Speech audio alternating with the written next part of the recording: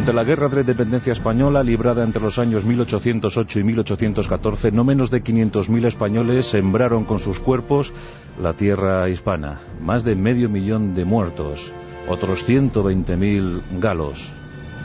Una auténtica sangría que diezmó no solo la población, sino también el ánimo de una nación. Pero hubo casos de absoluto esplendor, casos que descollaron sobremanera y que constituyeron la pesadilla para todo un emperador, Napoleón Bonaparte. Fueron los guerrilleros, más de 40.000 hombres y mujeres que se echaron al monte para defender su idea de libertad, su idea de patria.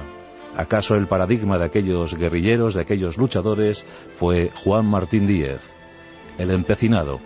Si bien ese mote, ese apodo por naturaleza, por nacimiento, ya que en su pueblo, Castrillo de Duero, en Valladolid, existían unas lagunas, sembradas de tierra pecina, una mezcla de cieno y barro, y por eso a los naturales de Castrillo de Duero le llamaban los empecinados, pero simplemente por eso. Pero el ardor, la combatividad, la personalidad de Juan Martín Díez, pues creó una carta de naturaleza para definir a todos aquellos obstinados, tercos, aquellos que defendían, si era preciso hasta la muerte, su idea de libertad, su pensamiento filosófico sobre cómo debían ir las cosas. Por eso el empecinado es tan grande. Hoy contamos su historia.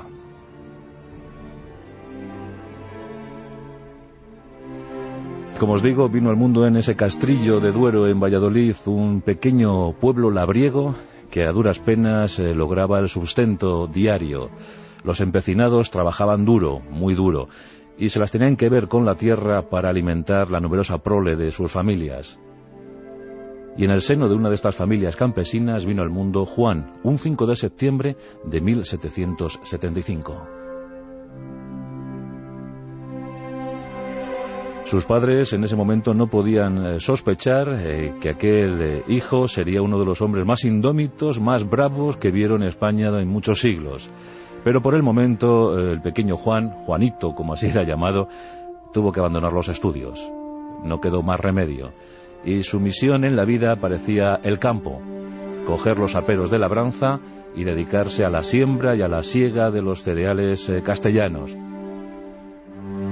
Sin embargo, él vio cómo una vocación brotaba en su interior. Era la vocación de las armas. Él sentía que había sido llamado para la milicia, para luchar, para combatir.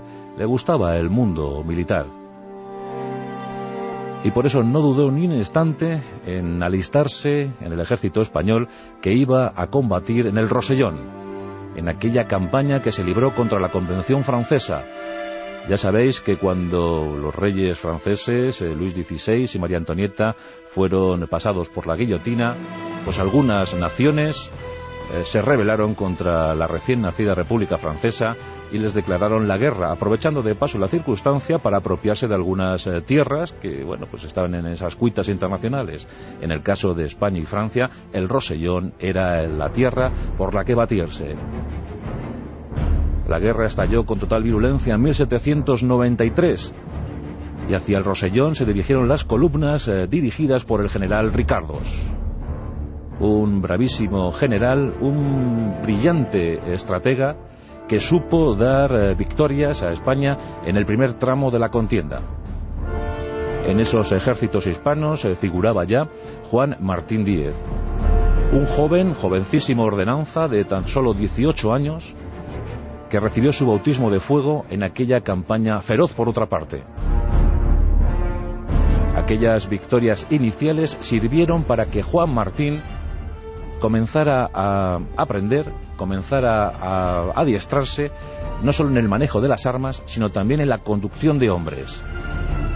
Por méritos propios, por méritos de guerra, se puso al lado del general Ricardo, siendo su más leal ayudante, y aprendió del general todo lo que había de saberse sobre la conducción de soldados en campaña. La guerra duró 2 años y terminó mal para las armas españolas. En 1795 se firmaba la paz de Basilea. El ejército regresaba a casa humillado y con el solo buen recuerdo de aquellas victorias del general Ricardos, quien no pudo ver culminada su campaña, pues falleció. Otra cosa hubiese sido si el general Ricardos hubiese permanecido vivo, pero falleció en mitad del conflicto, y esto permitió una contraofensiva muy eficaz por parte de las armas francesas y la toma de ciudades como Vitoria, por ejemplo. La paz de Basilea puso fin a la guerra y los hombres regresaron a casa. Entre ellos Juan Martín, y este regresó a su hogar con un odio concebido contra los franceses. No llevó bien aquello de la derrota.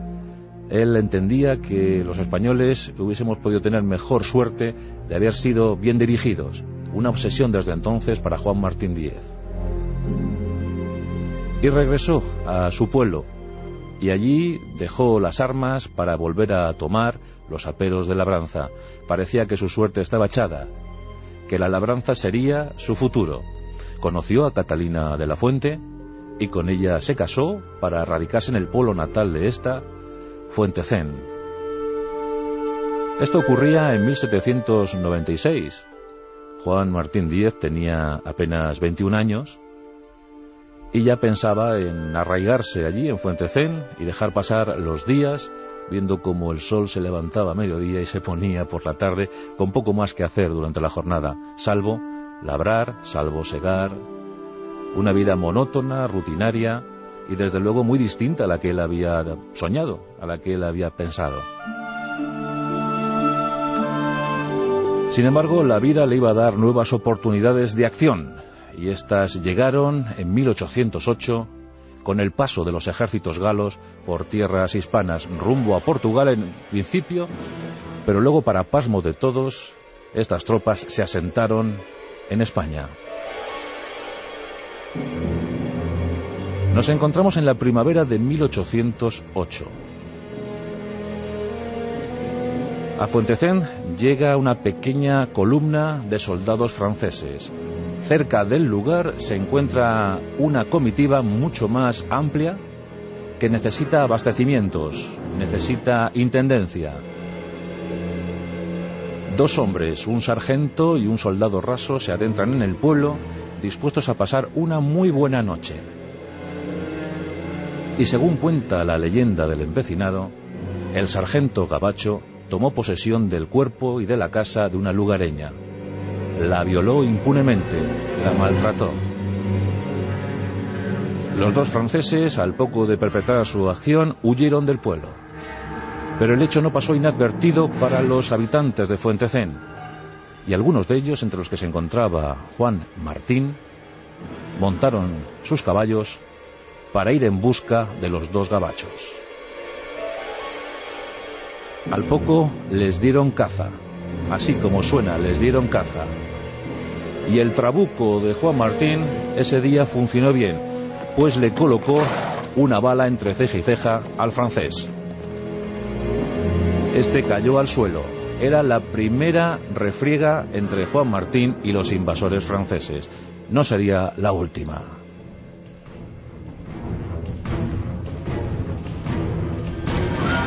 Por supuesto, Juan Martín de inmediato adquirió carta de proscrito y en compañía de 3 de sus hermanos y algunos vecinos de Fuentecén se echó al monte. Había comenzado la particular guerra de esta partida de guerrilleros.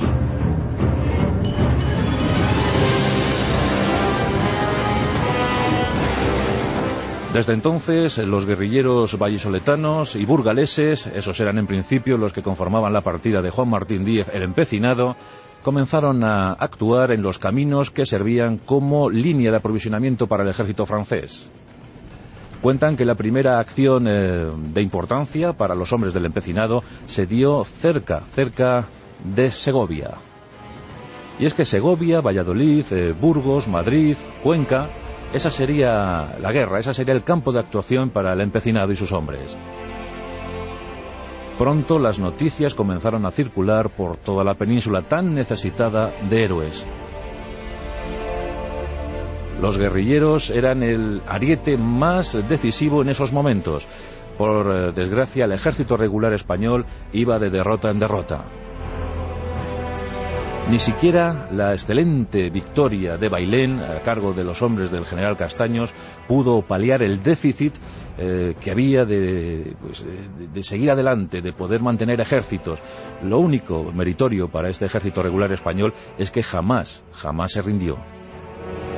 Pero mientras tanto, mientras llegaba la tan necesaria reorganización, el empecinado y otros como él comenzaban a trazar caminos de gloria para los hombres de España. El empecinado entendió que en principio debían asistir al ejército regular español y se integraron en sus filas. Juan Martín pasó a las órdenes del general de la Cuesta, un general poco brillante que fue batido en varias ocasiones, entre ellas las de Medina del Río Seco o Cabezón de Pisuerga. En esas dos batallas perdidas por las tropas españolas se encontraba el empecinado. Esto hizo entender a Juan Martín que servir en el ejército regular no era la solución y que tan solo las emboscadas, las refriegas, los momentos decisivos al calor o al amparo de la noche serían los que les diesen la victoria tan oportuna. El empecinado, después de fuertes disensiones con el general de la Cuesta, incluso fue detenido por haber albergado en su casa a una dama francesa capturada, pues el empecinado fue encarcelado en Burgo de Osma, ciudad de la que escapó pues unas horas antes de que fuese tomada por los propios franceses. Pero ya había decidido hacer esa guerra tan cruel, tan sanguinaria, ya decidió hacerla por su cuenta.